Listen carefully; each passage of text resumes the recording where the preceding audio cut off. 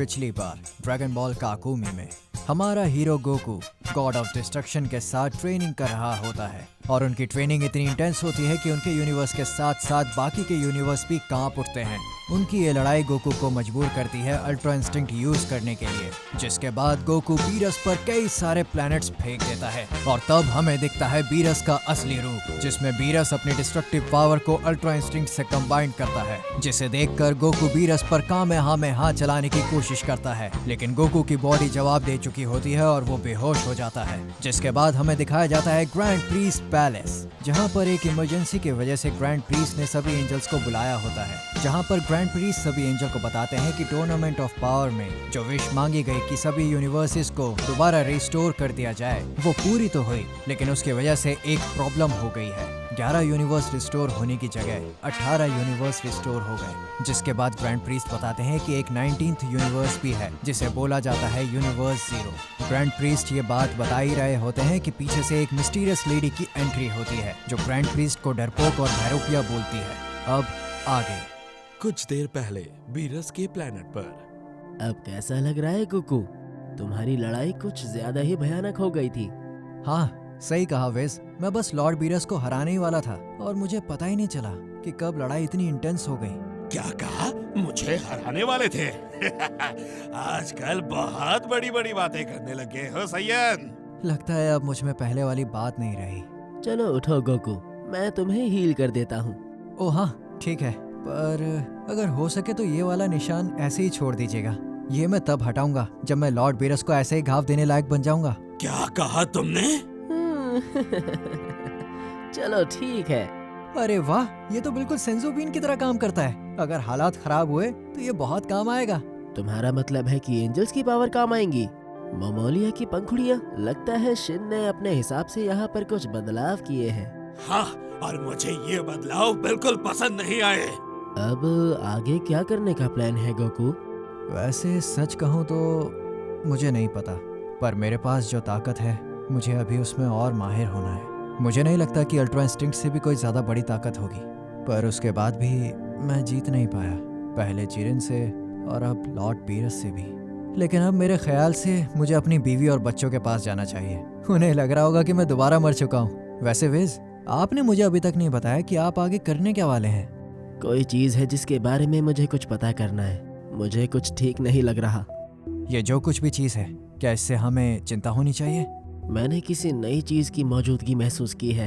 एक जबरदस्त फोर्स जो एक ही जगह पर है, लेकिन वो पहले वहाँ पर नहीं था। वेस, इसे मैं संभालता हूँ। अपना हाथ मेरे कंधे से हटाओ। वेस, मैंने कहा हाथ हटाओ। जिसके बाद वेस गोकू को गुस्से की नजरों से देखता है और गोकू हाथ हटा लेता है। यूनिवर्स की प्रॉब्लम्स को हैंडल करना तुम्हारा काम नहीं है। ऑफ कोर्स ये मेरा काम है, भरोसा करो, पहली बार थोड़ा ना कर रहा हूँ। चलो ठीक है, पर मैं वहाँ तुम्हारे साथ नहीं चल सकता। मुझे ग्रैंड प्रीस्ट ने बुलाया है। अगर मेरी जरूरत पड़े तो ये बटन दबा देना, मैं तुरंत वहाँ पहुँच जाऊंगा। थैंक्स वेस। सच कहूँ तो मुझे ये सब बेमतलब लग रहा है। चिंता मत करो वेस, निराश नहीं करूंगा। तो लो, हम पहुँच गए। गोकू और वेस यूनिवर्स जीरो को देखकर हैरान हो जाते हैं और तभी गोकू बोलता है, आखिर ये है क्या? ग्रैंड प्रीस्ट पैलेस पर। मैंने तुम्हें कभी नहीं छोड़ा था। चलो मैं बताती हूँ तुम्हें इस दोगले का असली राज। इसने सबको मिटा दिया, जिसके बाद ये खुद को ओमनी किंग्स के लेवल का समझने लगा। बस बहुत हुआ। ये एंजल जैसे दिखने वाली लेडी कौन है? फादर, हमें जवाब चाहिए। ये एक एंजल है, या यूं कहो कि ये तुम्हारी मदर है, और ये पूरी तरह से झूठ नहीं कह रही है। जिस 19th यूनिवर्स की मैं बात कर रहा था वो सबसे अलग और ताकतवर था। उसमें से ऐसी शैतानी शक्ति निकल रही थी जिससे ओमनी किंग्स का बनाया संतुलन खतरे में था। कुछ तो करना ही था, वो भी किंग्स को पता चलने से पहले।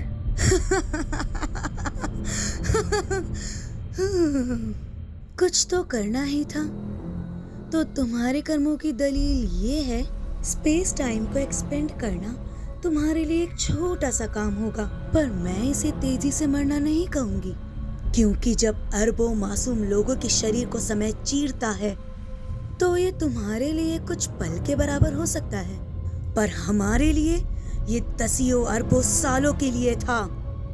समझे प्रीस्ट?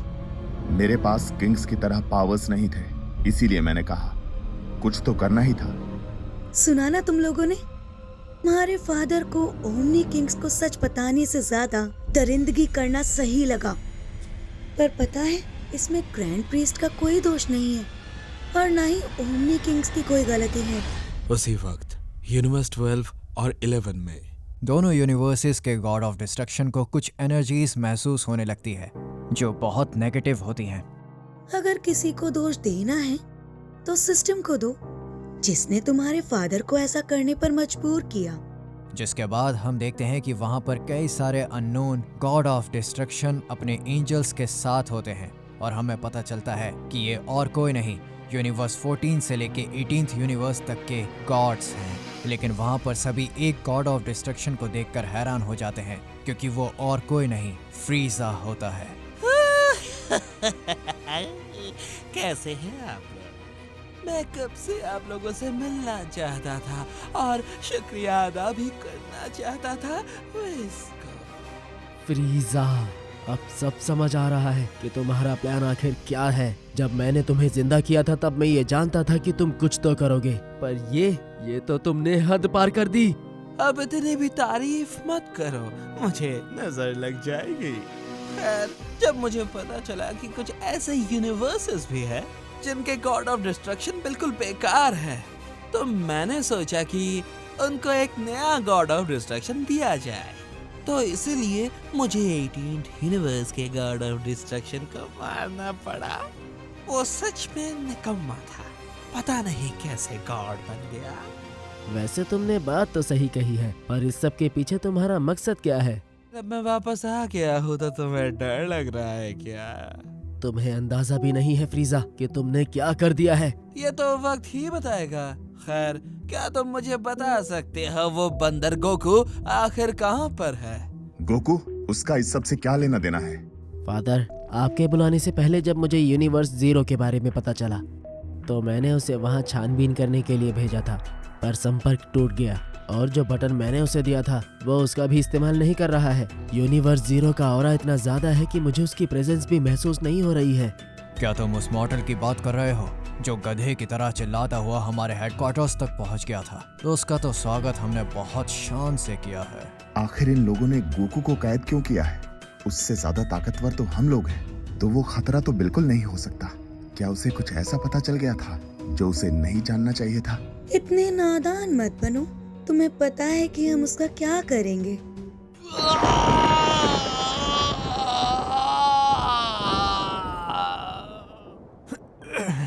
तुम उस दिन टर्बो को कहाँ भाग गए हो? आखिर क्या चाहिए मुझसे तुम्हें? बताओ।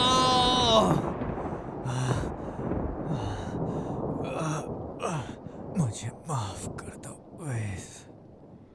क्या चाहते हो तुम? ईश्वर के राज का नाश और साथ ही उस संतुलन का भी जिसके लिए तुम मरने को तैयार हो। शांत रहो। बताइए फादर, क्या यही संतुलन आपको कुछ भी करने से रोकता है? अरे आप तो घबरा गए। इतना सब करने के बाद भी इतने शांत कैसे हैं आप? और क्या यही वजह है कि टूर्नामेंट में एंजल्स को बचाया गया और गॉड्स को मिटाया गया? अब और खेल नहीं, अब वक्त आ चुका है चीजें बदलने का। ओह अच्छा, वैसे क्या करने वाले हो? ये जंग का ऐलान है, पूरा मल्टीवर्स कांपने वाला है। हर एक शख्स, चाहे इंसान हो या भगवान, उन्हें चुनना होगा कि वो किसकी तरफ हैं, क्योंकि दोनों में से सिर्फ एक ही बचेगा। एक नई दुनिया, नए संतुलन के साथ, जिसकी जंग अब शुरू होती है।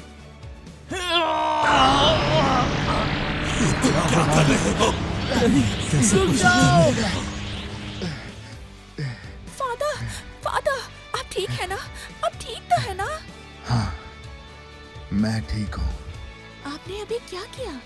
मैंने इन्हें टाइम और स्पेस में जमा दिया है, पर अभी सब खत्म नहीं हुआ।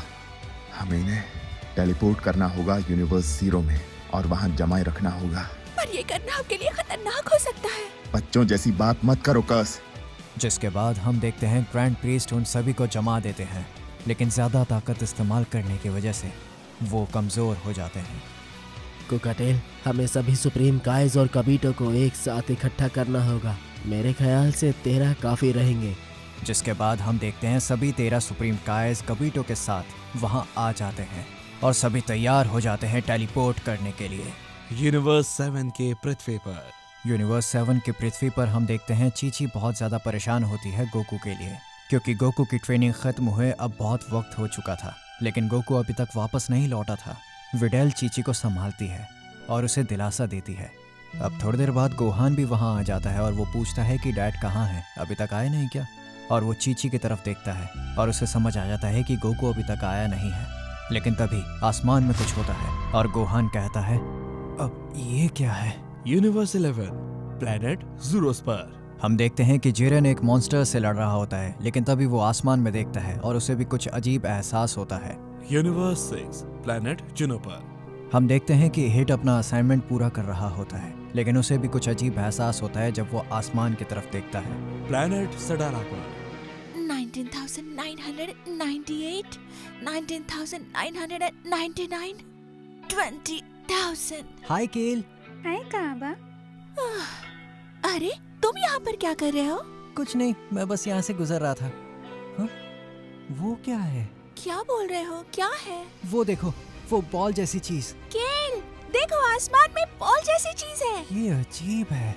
सभी लोग ध्यान से सुनिए, मैं मल्टीवर्स का ग्रैंड प्रीस्ट बोल रहा हूँ और मैं आप सभी तक एक संदेश पहुँचाने आया हूँ, उनका, जिन्हें आप कहते हैं गॉड। ये बात मैं दुनिया में मौजूद हर जीव से कर रहा हूँ। एक ईविल एंजल ने बगावत कर दी है मेरे खिलाफ और मैंने उसे 2 साल के लिए फ्रीज कर दिया है। जब वो आजाद होंगे तो यूनिवर्सेस के बीच जंग शुरू होगी। हर किसी को तैयार रहना होगा और चुनना होगा कि वो किसकी तरफ होंगे। अरे बाप रे! ग्रैंड प्रीस्ट हमसे क्यों बात कर रहे हैं? क्या कहा? फ्रीज कर दिया? पिकलो, इसका क्या मतलब है? जीरन, क्या तुम भी वही देख रहे हो? हाँ। क्या तुम सबने वो सुना? वेजिटा, क्या डैड आपके साथ नहीं है? नहीं, वो अर्थ पे नहीं है क्या? नहीं है। जिसके बाद हमें दिखाया जाता है कि बाकी सभी के साथ गोकू भी फ्रीज हो चुका है। अब सीन चेंज होता है और हम देखते हैं कि वेजिटा और बुल्मा बात कर रहे होते हैं। बुल्मा वेजिटा से कहती है कि हमारे पास बस 2 साल है और वेजिटा बुल्मा को कहता है कि इस जंग में ब्रोली हमारे बहुत काम आ सकता है, तो क्या तुम उसे जाकर ला सकती हो और उसके 2 दोस्तों को भी। और साथ ही वो ये भी कहता है कि वो गोहान, ट्रंक्स और गोटेन को विस के पास ले जाएगा ट्रेनिंग करने के लिए। जिसके बाद हम देखते हैं पिकलो को, जो ट्रेनिंग कर रहा होता है, लेकिन उसके पीछे से कोई आता है और पिकलो उसे कहता है, क्या मदद कर सकता हूँ मैं तुम्हारी? जिसके बाद हम देखते हैं बुल्मा जेको पर चिल्ला रही होती है ताकि वो साथ चले ब्रोली को लेने के लिए। जिसके बाद हम देखते हैं वेजिटा घर से बाहर आता है और गोहान से बात करता है। गोहान, क्या सोचा है तुमने? इन 2 सालों में क्या करोगे? ट्रेनिंग या पढ़ाई? मैं दोनों करूँगा। अगर यही फैसला है तुम्हारा तो क्यों ना हम विस के साथ ट्रेनिंग करें। कैकरॉट ने अपनी आखिरी ट्रेनिंग उन्हीं के साथ की थी। उनके साथ इम्प्रूवमेंट अच्छी होगी। गोटेन और ट्रंक्स पहले ही तैयार है। माफ करना वेजिटा, पर मैंने पहले ही सोच लिया है कि मैं इन 2 सालों में क्या करूँगा। और रही बात गोटेन और ट्रंक्स की, तो डैड ने मुझे हाइपरबोलिक टाइम चेम्बर के बारे में बताया था। सही है, मैं देखता हूँ कि मैं क्या कर सकता हूँ। क्या तुम क्रेलिन, यामचा और टीएन के पास जा सकते हो? हाँ हाँ, क्यों नहीं। जिसके बाद गोहान उड़कर क्रेलिन के घर जाता है। वहाँ पर क्रेलिन अपनी फैमिली के साथ होता है। गोहान उनसे बात कर ही रहा होता है कि तभी वेजिटा गोहान से संपर्क करने की कोशिश करता है। गोहान, मैं विस के साथ हूँ। उन्होंने बताया कि गोकू भी यूनिवर्स 0 में था और वो भी उनके साथ फ्रीज हो गया। ये बात सुनकर सभी लोग हैरान हो जाते हैं। किसी को भी यकीन नहीं होता इस बात पर। अब हमें पिकलो दिखाया जाता है और हमें ये पता चलता है कि पिकलो के पीछे जो खड़ा था वो और कोई नहीं, दूसरे यूनिवर्स के नमैकियन और काय था। और वो लोग एक दूसरे से बात करते हैं और कहते हैं कि आने वाली जंग में हम एक दूसरे का साथ दे सकते हैं। वहीं दूसरी तरफ बुल्मा प्लैनेट वाम्पा पर पहुंच जाती है ब्रोली को लेने के लिए और वो उन्हें सारी बात समझाई रही होती है कि तभी उसे विस का कॉल आता है और उसे भी पता चल जाता है कि गोकू भी फ्रीज कर दिया गया है यूनिवर्स 0 के साथ। अब सभी लोग क्रिलिन के घर पर होते हैं और आगे का प्लान डिस्कस करते हैं। सब लोग सुनो, डैड के बिना भी हम बहुत कुछ कर सकते हैं।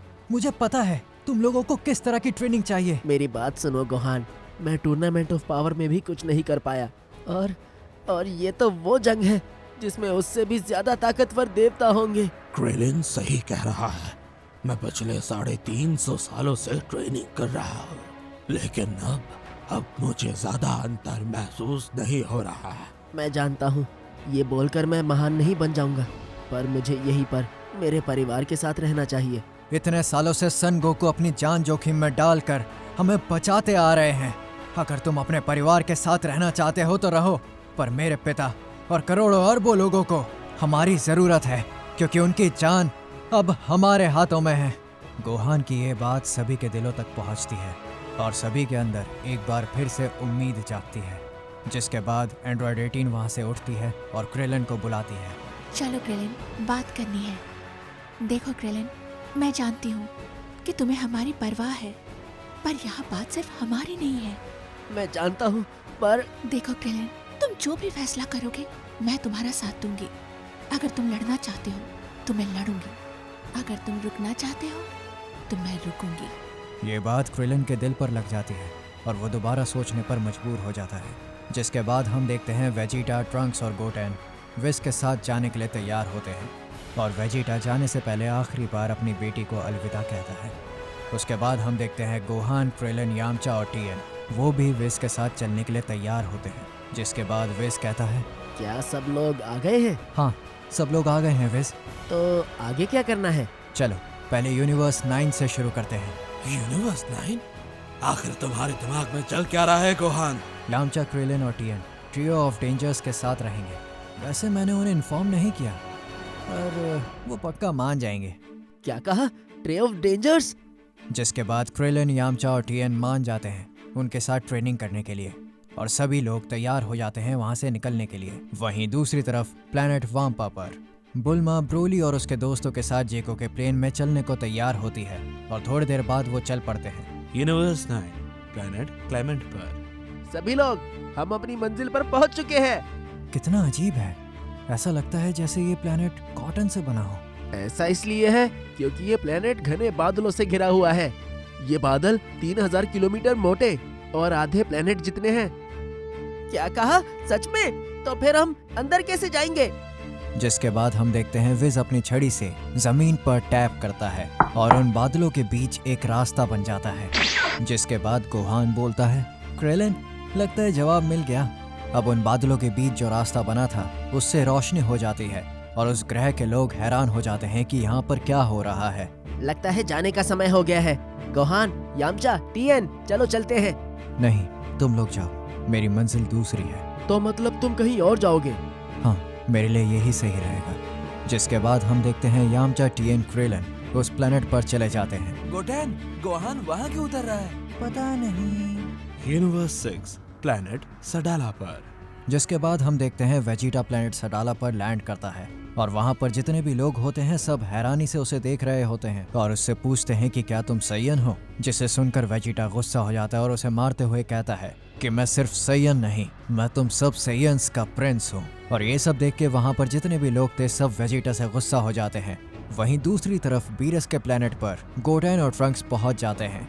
गोटेन देखो, ये बीनस का प्लेनेट है। जितना सोचा था उससे छोटा है, पर बहुत कूल है ना? ओए, ये सब क्या है? लॉर्ड बीरस, आपको पता है ये सब क्या है? नहीं नहीं नहीं नहीं, मेरा इन सब से कोई लेना देना नहीं है। ये जगह कोई बच्चों का स्कूल या प्लेग्राउंड नहीं है। इन्हें यहाँ से ले जाओ। क्या कहा आपने? मेरे डैड शायद अब तक मर चुके होंगे। यूनिवर्स पर इतना बड़ा खतरा मंडरा रहा है और आपको ये फिक्र है कि इस प्लेनेट पर बच्चे आ गए हैं। तमीज में बात करो मॉडल। यहाँ के जो हालात है उसमें तुम्हारी डैड की चिंता सबसे बाद में है। अगर वो अलग यूनिवर्स में है तो आज नहीं तो कल मर ही जाएगा। जिसके बाद हम देखते हैं गोटेन गुस्से में सुपर सैयन बनकर बीरस पर हमला करने जाता है, लेकिन तभी ट्रंक्स बीच में आ जाता है। रुक जाओ गोटेन! मेरे रास्ते से हटो ट्रंक्स, बहुत हो गया, रुक जाओ। प्लीज ट्रंक्स हट जाओ। लेकिन तभी पीछे से बीरस आता है और गोटेन पर हमला कर देता है। रोना बंद करो। बीरस गोटेन का मुंह पकड़कर उसे दूर फेंक देता है और वो एक प्लेनेट से जा टकराता है। अभी सब खत्म नहीं हुआ बीरस। डिस्ट्रक्शन। विज, मुझे यहाँ शांति चाहिए और मेहमानों की यहाँ कोई जगह नहीं। ले जाओ इन्हें। ठीक है लॉर्ड बीरस, मैं समझ गया। जिसके बाद हमें क्रिलिन, यामचा, टीएन दिखाए जाते हैं जो यूनिवर्स 9 के प्लेनेट क्लेमेंट पर होते हैं। उनकी मुलाकात ट्रियो ऑफ डेंजर से हो जाती है और वो सारी सिचुएशन उन्हें एक्सप्लेन करते हैं क्योंकि उनके प्लेनेट पर बादलों की मोटी परत होने की वजह से ग्रैंड प्रीस्ट की आवाज़ उन तक नहीं पहुंची थी। जिसके बाद हमें वेजिटा दिखाया जाता है जिसने आसपास के सभी लोगों को पीट पीट कर इकट्ठा कर दिया होता है, लेकिन वहीं से थोड़ी दूर उसे कोई देख रहा होता है और वो और कोई नहीं केल और कॉलीफ्ला होती है। जिसके बाद कॉलीफ्ला कहती है, वेजिटा, तुम यहाँ क्या कर रहे हो? जिसके बाद हम देखते हैं कि ब्रोली बुल्मा के साथ यूनिवर्स 6 में एंटर कर चुका होता है। जिसके बाद जैको कहता है कि अब प्लेनेट सडाला की ओर चलते हैं। वहीं दूसरी तरफ थोड़ी देर पहले यूनिवर्स 11 में लॉर्ड बेलमोंट अपनी डिस्ट्रक्टिव पावर पूरी तरह नहीं खोएंगे, लेकिन वो गॉड ऑफ डिस्ट्रक्शन 30 लाख सालों से भी ज्यादा रहे हैं और जो ताकत है इमोर्टैलिटी की वो केवल तब तक रहती है जब तक वो गॉड है। क्या? हाँ, क्या पता मैं मर जाऊं। खैर, वैसे भी मैंने अपनी प्रजाति के हिसाब से लंबी जिंदगी जी है। मैंने ये बात पहले नहीं कही, पर तुम तीनों एक महान योद्धा हो और मैं तुम्हारी रिस्पेक्ट करता हूँ। तो ठीक है, मैं तैयार हूँ। जिसके बाद हमें पता चलता है कि टोपो अब गॉड ऑफ डिस्ट्रक्शन बनने वाला है बेलमोंट के बाद, और जो बेलमोंट की ताकत है गॉड ऑफ डिस्ट्रक्शन की वो टोपो को दी जाएगी। एक रिचुअल के जरिए ताकत ट्रांसफर होना चालू होती है, लेकिन तभी सभी को एहसास होता है किसी के आने का। जेरन डेस्पो को इशारा करता है और डेस्पो वहाँ की तहकीकात करने चला जाता है, लेकिन वहाँ जो वो देखता है उससे वो हैरान हो जाता है। अब रिचुअल पूरा हो चुका होता है, ताकत ट्रांसफर हो जाती है टॉप के अंदर, लेकिन जो बेलमोंट है उसकी हालत बहुत ज़्यादा गंभीर हो चुकी होती है। उसका शरीर बहुत बुरी तरह जल चुका होता है। अब कैसा लग रहा है? बढ़िया। हाँ? Lord Belmont, Lord Belmont. तभी पीछे से डेस्पो के साथ कोई आता है और वो और कोई नहीं गोहान होता है, लेकिन वहाँ के हालात को देखकर गोहान और डेस्पो दोनों हैरान हो जाते हैं। जिसके बाद टॉप गुस्से में गोहान की तरफ देखता है। हाँ, मुझे पता है ये वक्त सही नहीं है, पर हमारे पास वक्त बहुत कम है और मुझे आप लोगों की मदद चाहिए। To be continued. मैं उम्मीद करता हूँ आपको ये एपिसोड पसंद आया होगा। आप में से कई सारे लोगों ने पिछले एपिसोड में बहुत स्वीट कमेंट्स किए थे। मैं उम्मीद करता हूँ कि इस वीडियो पर भी ऐसे ही स्वीट कमेंट और आप लोगों का सपोर्ट मुझे मिलेगा। अगर आप चाहते हैं कि इसका एपिसोड 3 भी आए तो कमेंट्स में बताइए यार, और फुल सपोर्ट दिखाइए। फिर मैं जल्दी ही एपिसोड 3 लाने की भी कोशिश करूंगा। तब तक के लिए देखते रहिए शॉर्ट हिट्स।